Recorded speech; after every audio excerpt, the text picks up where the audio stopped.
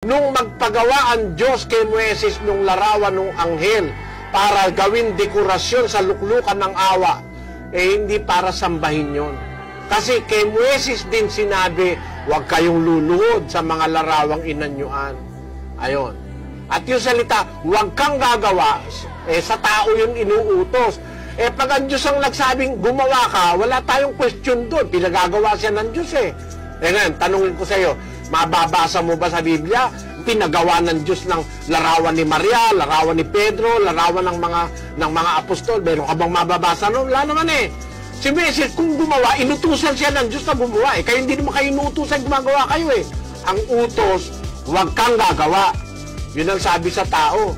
Yung ipinagawa niya kay Moises, hindi para pagsambahin. Hindi sinasamba yun kasi bawal sambahin ang anghel. Masama sa harap ng Diyos yan. Yan ang dapat mong maintindihan, kapatid na Sandro. Sana naunawaan mo.